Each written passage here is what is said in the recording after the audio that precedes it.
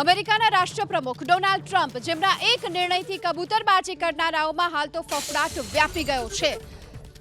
ત્યારે કબૂતરબાજી કરતી ગેંગ્સને જાહેર કરવામાં આવી છે આતંકવાદી સંસ્થા આતંકી સંસ્થાનો થપ્પો લાગતા કબૂતરબાજોમાં ફફડાટ ફેલાયો છે અમેરિકામાંથી ગેરકાયદેસર લોકોને પરત મોકલવા માટે ટ્રમ્પ મક્કમ છે અને અમેરિકામાં ડંકી મારવાનો પ્લાન અનેક લોકોએ પડતો મૂક્યો અમેરિકામાં ઘૂસવા માટે આપેલા રૂપિયા પરત કરવા માટે કબૂતરબાજો પર દબાણ છે પ્રથમ બેચમાં 18,000 ભારતીયોને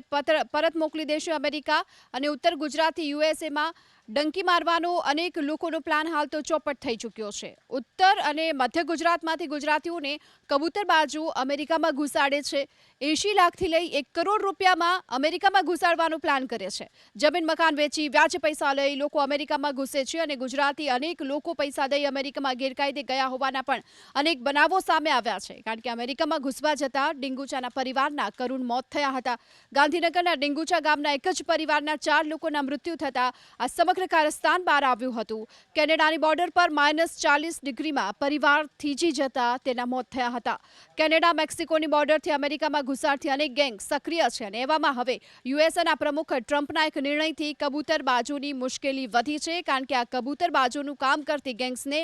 આતંકવાદી સંસ્થા જાહેર કરવામાં આવી છે અંગે વધુ જાણકારી માટે હાલ આપણી સાથે અમારા સંવાદદાતા કલ્પેશ રાવલ ઉપસ્થિત છે કલ્પેશ હવે આતંકવાદી સંસ્થાનો થપ્પો લાગ્યો છે કબૂતરબાજોમાં ફફડાટ બિલકુલ બે પ્રકારથી મુશ્કેલી વધી છે એક તો અત્યારે હાલ જે પ્રકારે નિર્ણય લીધો છે અમેરિકન પ્રેસિડેન્ટે ઘૂસણખોરોને ખદેડવાનો સ્વાભાવિક છે આપ પણ જાણો છો કે મધ્ય અને ઉત્તર ગુજરાતમાંથી મોટી સંખ્યામાં લોકો આ રીતે ગેરકાયદેસર અમેરિકા જવાનો પ્રયાસ કરતા હોય છે 80 લાખથી 1 કરોડ અને આવા કબૂતરબાજો અહીંયાથી લઈને છેક ત્યાં સુધીને એમની કાર્ટેલ હોય છે એટલે સૌથી પહેલાં આ પ્રકારના નિર્ણયથી એક તો એમની સામે આતંકવાદી સંસ્થાના સામે જે પ્રકારના કાયદા અને જે પ્રકારના પગલાં લેવાય એ પ્રકારની કાર્યવાહી એમની સામે થશે બીજી તરફ આ ઘટનાક્રમના લીધે હવે જે પ્રકારની માહિતી મળી જે પ્રમાણે હમણાં હાલ જે લોકો ગેરકાયદે ઘૂસવા માગતા હતા અમેરિકા એમણે પોતાનો પ્લાન